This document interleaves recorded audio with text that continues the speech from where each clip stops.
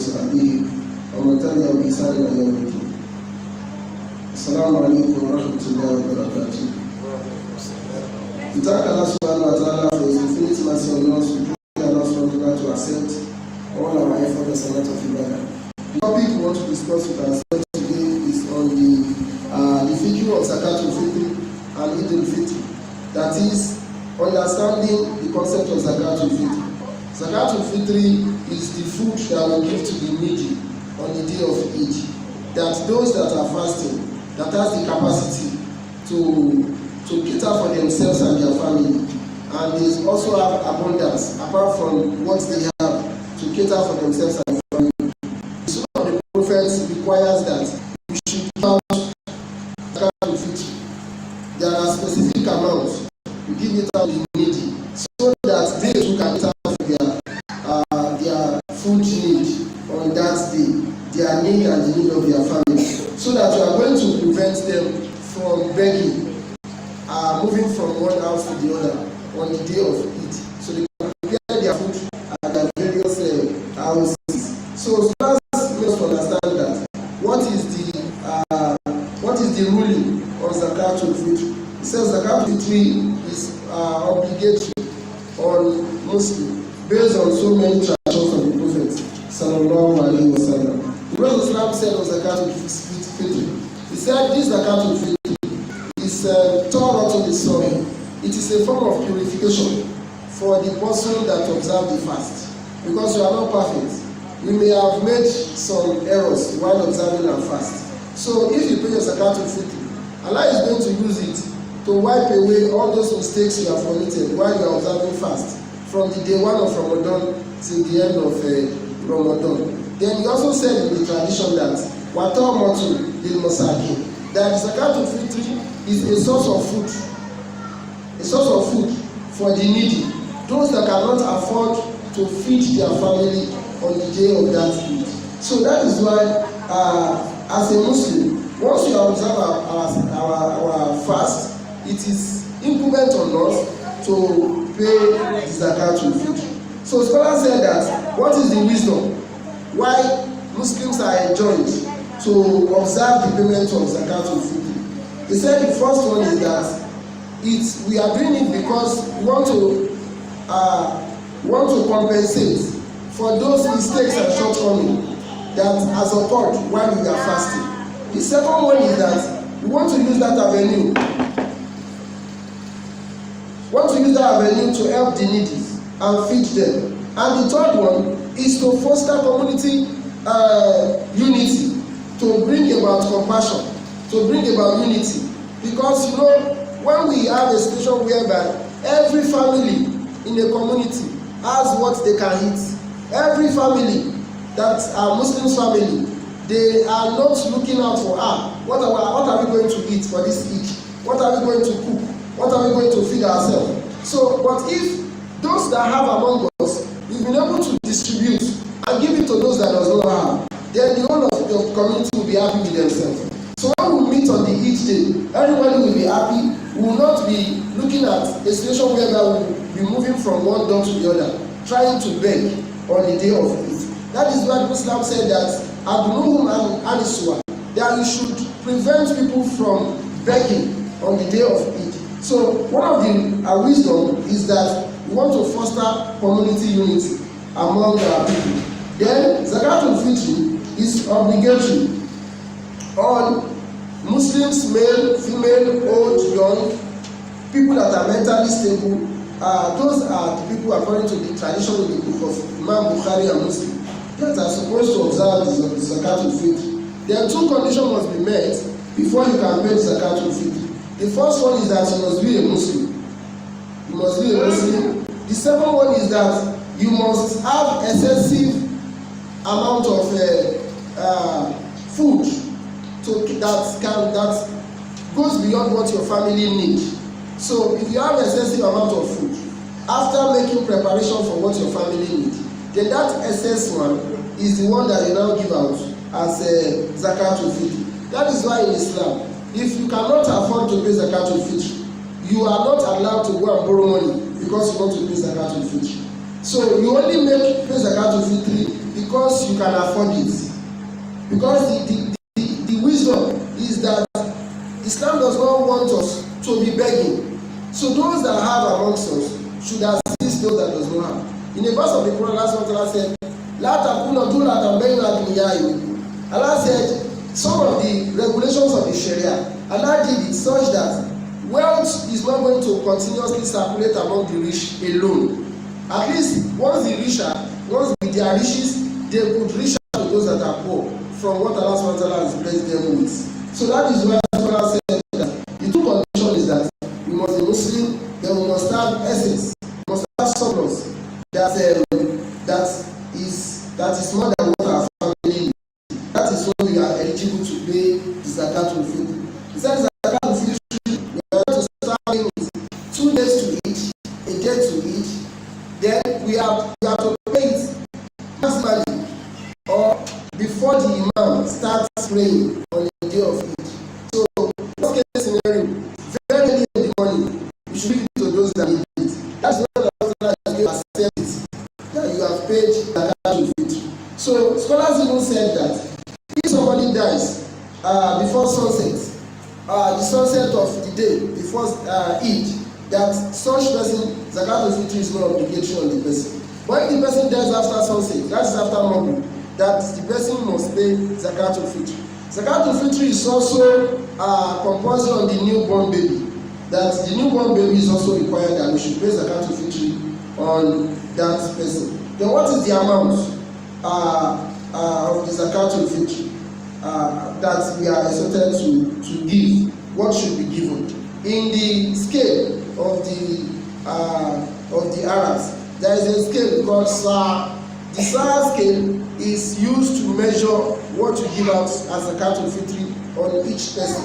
And that Sa scale is like 14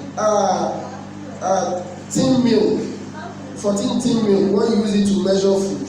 And you give, so 14 tin milk is the one that is required per head in your family. So if you have like 7 people in your family now, and then maybe you have beans, you have rice, you have corn, you have millet, you have guinea corn, you have a lubo, or you have anything that you may have in your house, or you have dates, yabidu. You also use it as a Zakatul Fitr. So all those things that you have, if you want to give per head, maybe you are 7 in your family, yourself, your wife, and then maybe 5 children. Or maybe yourself, your wife, maybe you have 3 children and 2 dependents, somebody that depends on you. So you are going to measure 14 tin milk per head. So that is what you are going to give as Zakatul Fitr. Then scholars also permit it based on fatwa and based on the situation we find ourselves, that we can use monetary equivalent of those food items to do Zakatul Fitr. So for example now, if you want to use beans, you have to look at the monetary value of 14 tin cup of beans. Then if it is rice you want to use, if it is millet or guinea corn, it depends on the one you want to use. So it is that exact monetary worth that we are going to give as Zakatul Fitr to the person. So you are going to calculate per head, and you sum it up. The total is what you give as Zakatul Fitr to those that needs it. The scholars equally say that who are those that are eligible to take Zakatul Fitr? Scholars say that it is not allowed to give your Zakatul Fitr to people that depend on you. Your family member that depends on you, you cannot give Zakatul Fitr to them. But rather you give it to Muslims that are poor, that are needy. Then you are not allowed to give Zakatul Fitr to non-Muslims. So you give Zakatul Fitr to poor Muslims, needy Muslims that cannot afford feeding of their family on the day of Eid. So this is those that are people that you have to look out for. So if you are in a community, maybe in a mosque, so the mosque imam or the mosque community, they should have identified Muslims that are not too buoyant, that we can give this Zakatul Fitr on the day before the Eid Salat is observed. So this is the ruling on the Zakatul Fitr. And we have a lot of graduation in terms of the cost. So if maybe some of us are interested, we want to use money for the Zakatul Fitr in replacement for foodstuff, there are graduated amounts that we are expected to pay for each of the fitr. Then also on Eidul-Fitr, on Eid-al-Adha, scholars made us to understand that if we observe all the Eid, all the Muslim festival, each of those festivals comes after a very important act of worship in Islam. For example, if we look at the Eid-al-Fitr, Allah puts this celebration, this festival, immediately after fasting. And when you look at the Eid-al-Adha, that is the Eid where we slaughter our ram, Allah placed it after the Hajj worship. So immediately you finish your Hajj, you have our Eid-al-Adha. Immediately you finish your fast, you have our Eid-al-Fitr. So our own festival is placed after we have engaged in a lot of ibadah, in a lot of worship of Allah subhanahu wa ta'ala, so that we want to celebrate that Allah subhanahu wa ta'ala has favored us to be able to do those acts of worship. That is what Islam said, usually tell us when it comes to it. He said the day of Eid, Yawm al-Akli wa Shurubi wa Zikrillah. He said the day of Eid is the day for eating, for drinking, and for the remembrance of Allah subhanahu wa ta'ala. So that is why, as Muslims, we are expected to observe the Eid. And one of the other, the etiquettes of observing the Eid is that for eating Fitr, we are supposed to eat before we go for the Eid. So at worst case, you drink water, or you take tea, or you take a date before you go for the Eid. Then we are supposed to wear the best of our clothes for the Eid. It's not compulsory you sew a new clothes for every Eid. Just wear the best of your clothes to the Eid. So it's not compulsory you must have a new dress for every Eid. And the Sunnah also encourages us that if you have 2, 3, 4 clothes, and your brother, or your sister, or your neighbor does not have what to wear, you can give them from what you have for their Eid. In fact, Islam said that if you have 2 or 3 hijab, and your sister does not have hijab, you can give the hijab to your sister so that she can also have what to wear when she is going for it. And the women are encouraged to come out in their multitude for it, whether they are clean or they are not, whether they are menstruating or they are not menstruating. It's so encouraged that they should come for it. For those that are not menstruating, they will pray behind the imam. For those that are menstruating and that cannot pray, they will stay behind those that are on the queue. So by the time the imam finish praying, then they can also partake in this prayer that the imam is going to do on the Eid ground. So we are expected to walk to the Eid. We are expected to take a pathway to the Eid ground and another pathway when we are coming from the Eid ground. We are also encouraged to share, to exchange greetings amongst ourselves. One of the greetings we are going to share among ourselves is saying Eid Mubarak, that I'm wishing you a blessed Eid, and then we respond by saying Taqabbalallahu minna wa minkum. May Allah accept it from us, and may Allah also accept it from you. So these are some of the greetings that is expected from us in this Eid. Then we are to observe 2 rakah of salat behind the imam. The imam will observe 2 rakah during the Eid salat. So the 2 rakah, the way the imam will observe it is that for the first rakah, the imam will start with 7 takbirat. That is Allahu Akbar. He's going to say that 7 times on the first rakah. Then he will recite Surah Al-Fatiha and then Surah of the Quran, like Surah Al-Ghashiyah. After that, he will observe the wudu and the sujood and will stand up for the second rakah. On the second rakah, he will do 7 takbirat. Allahu Akbar, and 5 takbirat. 5 Allahu Akbar. And thereafter, we recite Surah Al-Fatiha and we recite Prophet Surah Al-A'la, according to some traditions of the Prophet. And then, after completion of that 2 nawafil, which does not have Iqamah, when you want to observe nawafil, there is no adhan, as we have done for this one, and there is no Iqamah. So, the imam, after completion of the salat, the Imam will stand up to do khutbah, and we are all expected to wait to listen to the khutbah, because the khutbah is also part of the Eid. So this is how as Muslims we observe our Eid. So after the khutbah, we can all move to our different houses, to our different family, to eat, to dine, to praise Allah, to call our family, to exchange gifts, to exchange pleasantries. All these are what is expected of us to do during the Eid. We pray Allah to accept it as an act of ibadah. So lastly, to conclude our khutbah, we have started fasting since the beginning of Ramadan, which coincides with the 1st of March. Allah SWT said in the Quran, Allah said that Surah Al-Baqarah, verse 183. Allah said, "Ya ayyuhallazina amanu." Allah is calling on you. He's calling on me. He's calling on all of us that we believe. Kutiba alaykumus siyam.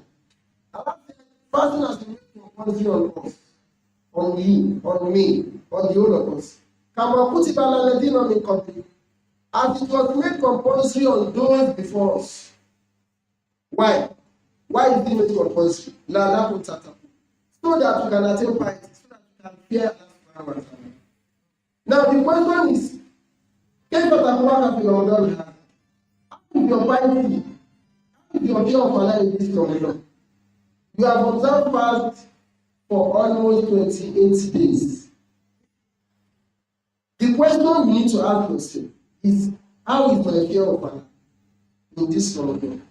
By fear of Allah, what do you mean by fear of Allah? It is not something complex. Fear of Allah simply means that everything that Allah says is haram, is unlawful, you stay away from it. Everything Allah says is lawful, you continue to observe it to the best of your ability. Anything that is going to cause harm to other people, you stay away from it. Anything that is going to make you to sit on the right of others, you stay away from it. So that is taqwa. So the question is that in this Ramadan, how far is your fear of Allah? How have you been able to achieve it? Has this Ramadan built in you the fear of Allah subhanahu wa ta'ala? How far have you struggled in this Ramadan with regard to the worship of Allah subhanahu wa ta'ala? How can you rate yourself with regard to your fast, with regard to your sadaqah, with regard to your waking up in the night, qiyamul layl, tarawih, qiyamul layl? How far have you gone with reciting the book of Allah subhanahu wa ta'ala? How far have you participated in feeding those that are fasting and in joining your family ties? We need to ask all of these questions because Ramadan is closing up. Now, you need to sit down and ask yourself this question. Secondly, is that what is your mindset after Ramadan? Do you want to be steadfast on goodness, on piety, on good deeds, or you want to return back to your ways before Ramadan? Some of us, we say, Ramadan, I want to be patient, so anything they say I should do, I will do. But as Ramadan goes, you want to go back to your other ways. You want to go back to zina. You want to go back to alcohol. You want to go back to backbiting. You want to go back to rumor mongering. You want to go back to 419, to yahoo yahoo. After Ramadan, you need to ask yourself, what is your mindset? What do you intend to do by the time Ramadan ends? Scholars used to tell us that La takunu Ramadaniyun. La takunu Ramadaniyun. Do not be among those that will become righteous only Ramadan. They worship Allah only Ramadan. They fear Allah only in Ramadan. They do zakat only in Ramadan. They feed the poor people only in Ramadan. He said, Bal, kun Rabbaniyun. You should be among those that are dutiful to Allah. Those that are always worshiping Allah every now and then. Whether they are in Ramadan, whether they are not in Ramadan, they are always worshiping Allah subhanahu wa ta'ala. Because one of the things that usually deceives us is that we always feel that our life will continue to go unrestricted. That we have the whole of time to continue to live. But Allah subhanahu wa ta'ala will also understand that Al-Mawtu Yati Bakta. He said, death catches up with everyone. Suddenly, the catching up of death with us is not based on age, it's not based on sex, it's not based on anything. Death can catch up with you anytime. So the question is, if death catches up with you, what do you want to tell us, Allah subhanahu wa ta'ala? Because if death catches up with you, there is nothing you can do again.